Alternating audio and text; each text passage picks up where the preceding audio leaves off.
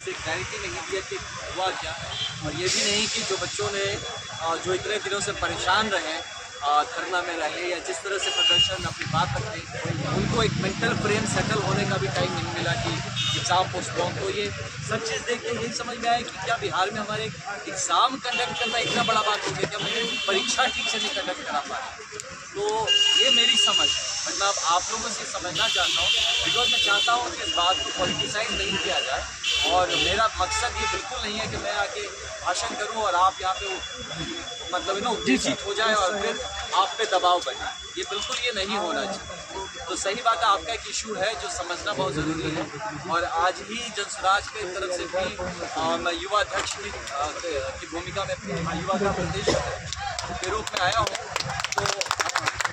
तो इसलिए मेरा ये फ़र्ज़ बनता है, मैं आने से पहले भी प्रशांत जैसे भी मिलके आपकी बात को डिस्कस किया, and he is also very bothered.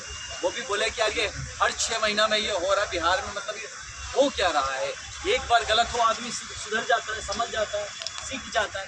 एक ऐसी सरकार है जो सीखती नहीं है, रिपीटेटिव हो रहा है, रिपीटेडली हो रहा है, और चाहे इनकी सरकार रहे चाहे उनकी सरकार रहे, ये हर बार हो रहा है।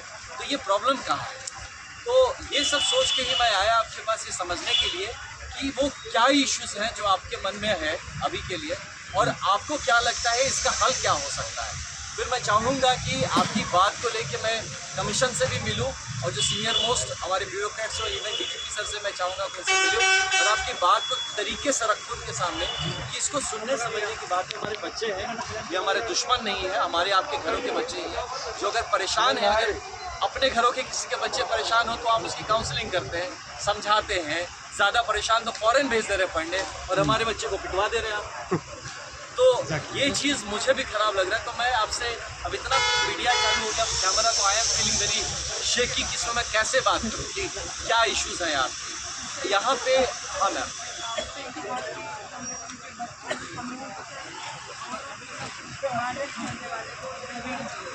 वो तो मैं बोला ही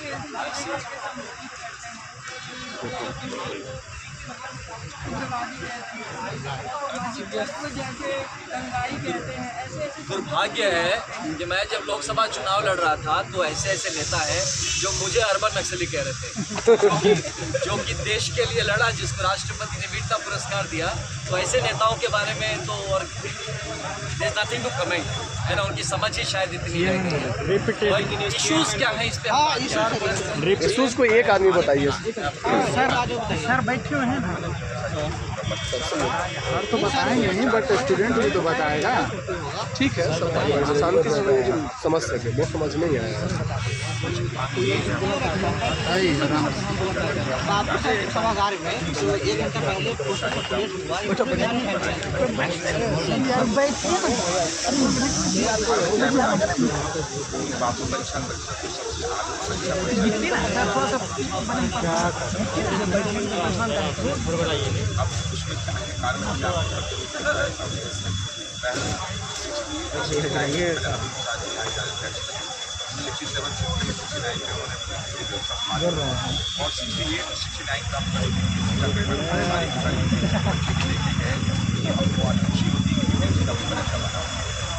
पहला तो कभी 69 का पेपर बना था, लग रहा था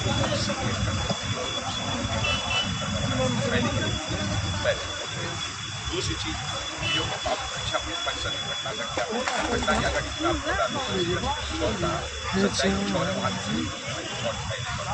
हुआ क्या कि जब अच्छा चंद्रशेखर जी ने उसी सोचा स्टेटमेंट दे दिया कि 11 को ब्रीफिंग की थी मीटिंग में कि जो भी सेक्टर से उन सेक्टर से जो भी क्लास होगा तो एक क्लास में ऐसा था जिसमें 230 बच्चों की बैठने की व्यवस्था थी, और वहाँ से 192 पेपर भेजे गए।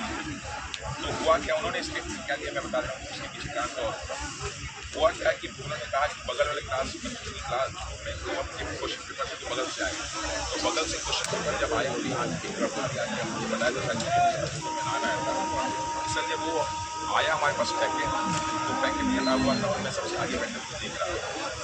तो चंद्रशेखर जी ने क्या कहा, साहब कम पढ़ के लेके आए, वहाँ से बात उस लड़के ने क्या कहा जो पढ़ने लेके भागा सर जो पहला दूसरा तीसरा था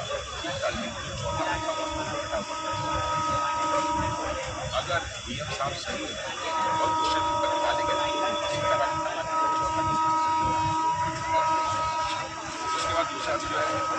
साहब ने कहा कि वहाँ के स्टेट जाए और जो स्टेशन का नाम है सेंट्रल यूनिवर्सिटी का जो रिपोर्ट आया है उसके आधार पर उन्होंने डिसाइड किया कि वहाँ का पेपर नहीं चलेगा।